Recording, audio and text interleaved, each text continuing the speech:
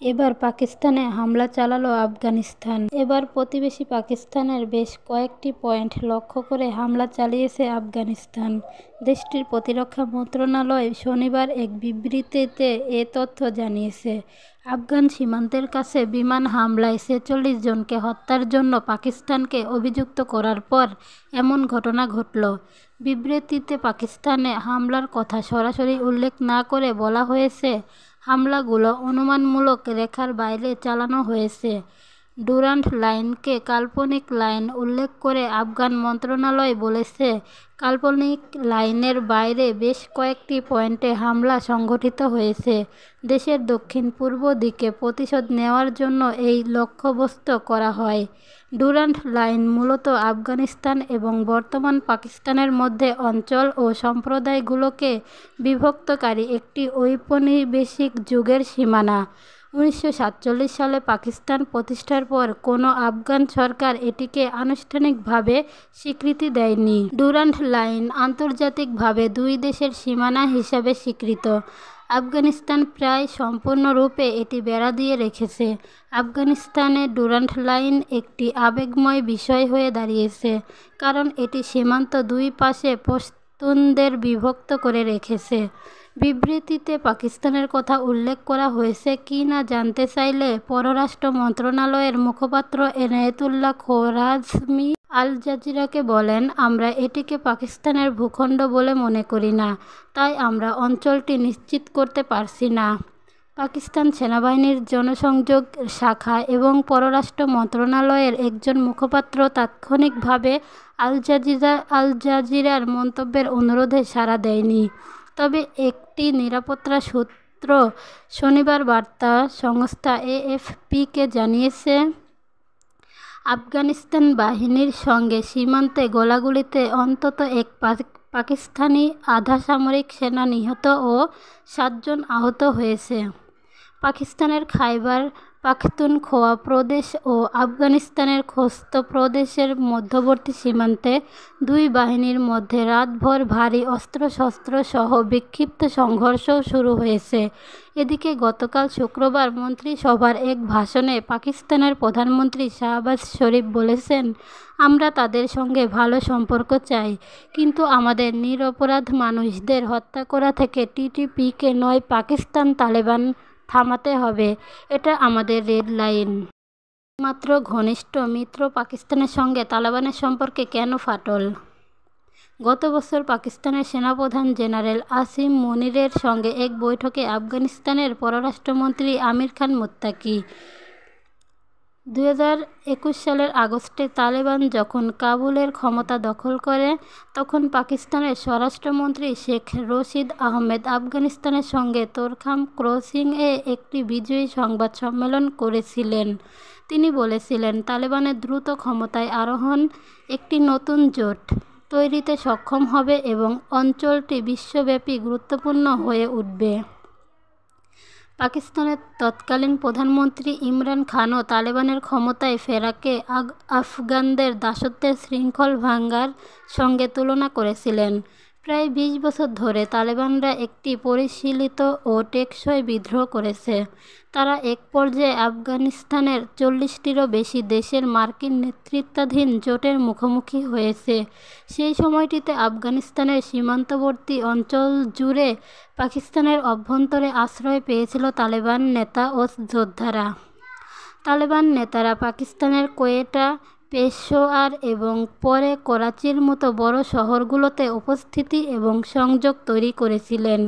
অনেক তালেবান নেতা এবং অনেক যোদ্ধা দারুল উলুম হাক্কানিয়া সহ পাকিস্তানি ইসলামিক ধর্মীয় বিদ্যালয়ের স্নাতক।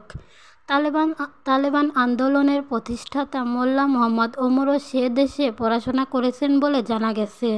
তালেবানরা পাকিস্তানি সমাজ জুড়ে একটি বাস্তুতন্ত্র খুঁজে পেয়েছিল, যা এই গোষ্ঠীকে পুনর্গঠিত করতে এবং ২০০৩ সালের দিকে শুরু হওয়া একটি মারাত্মক বিদ্রোহ শুরু করতে সক্ষম করে তুলেছিল।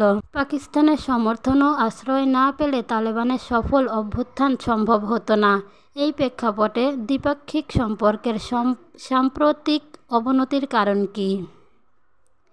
পাকিস্তানি সামরিক বাহিনী এই সপ্তাহে আফগানিস্তানের অভ্যন্তরে বিমান হামলা চালিয়েছে। এটি একটি ইসলামাবাদ এবং আফগান তালেবানদের মধ্যে উত্তেজনার সর্বশেষ প্রমাণ। পাকিস্তানের সঙ্গে আফগানিস্তানের জটিল ইতিহাস রয়েছে।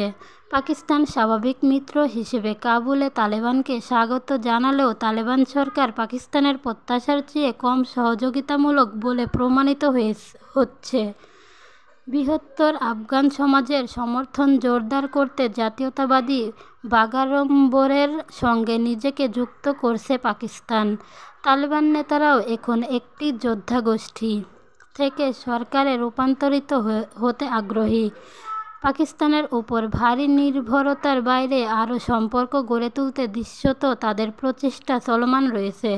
ডুরান্ড লাইন আফগানিস্তান এবং বর্তমান পাকিস্তানের মধ্যে অঞ্চল ও সম্প্রদায়গুলোকে বিভক্তকারী একটি ঔপনিবেশিক যুগের সীমানা। 1947 সালে পাকিস্তান প্রতিষ্ঠার পর কোনো আফগান সরকার এটিকে আনুষ্ঠানিকভাবে স্বীকৃতি দেয়নি। ডুরান্ড লাইন আন্তর্জাতিকভাবে দুই দেশের সীমানা হিসাবে স্বীকৃত। পাকিস্তান প্রায় সম্পূর্ণরূপে এটি বেড়া দিয়ে রেখেছে। আফগানিস্তানে ডুরান্ড লাইন একটি আবেগময় বিষয় হয়ে দাঁড়িয়েছে, কারণ এটি সীমান্ত দুই পাশে পশতুনদের বিভক্ত করে রেখেছে। 1990-এর দশকে তালেবান সরকার ডুরান্ড লাইনকে সমর্থন করেনি। বর্তমান তালেবান সরকারও তার পূর্বসূরিদের অনুসরণ করছে। পাকিস্তানে এটিকে আফগানিস্তানে তাদের কৌশলগত গভীরতার মতবাদের প্রতি একটি চ্যালেঞ্জ হিসাবে দেখা হয়। আফগানিস্তানে তালেবানের সাফল্যের সঙ্গে সঙ্গে সশস্ত্র বিদ্রোহের ক্ষেত্রটি দৃশ্যত পাকিস্তানেও ছড়িয়েছে। 2022 সাল থেকে পাকিস্তানের নিরাপত্তা ও পুলিশ বাহিনীর ওপর বিশেষ করে খাইবার পাখতুনখোয়া ও বেলুচিস্তান প্রদেশে বিচ্ছিন্ন হামলা উল্লেখযোগ্য হারে বেড়েছে। বেশিরভাগ হামলার দায় স্বীকার করেছে তেহরিক পাকিস্তান বা তথাকথিত পাকিস্তান তালেবান। টিটিপি এবং আফগান তালেবান বছরের পর বছর ধরে কৌশল ও সম্পদ ভাগ করে নিয়ে ঘনিষ্ঠ এবং দীর্ঘমেয়াদী সম্পর্ক তৈরি করেছে, বিশেষ করে ওয়াজিরিস্তান এবং আফগানিস্তানের সীমান্তবর্তী অন্যান্য পাকিস্তানি অঞ্চলে। পাকিস্তান 2001 সালের পরে আফগানের তালেবানকে বন্ধু হিসেবে বিবেচনা করেছিল, আংশিকভাবে আন্তঃসীমান্ত পশতুন জাতীয়তাবাদের যে কোনো বোধকে দুর্বল করার জন্য এবং আফগানিস্তানের অভ্যন্তরে উন্নয়ন ও মার্কিন যুক্তরাষ্ট্রের সাথে সম্পর্কের ক্ষেত্রে তালেবানদের উপর নিজেদের প্রভাব অর্জনের আশা করেছিল।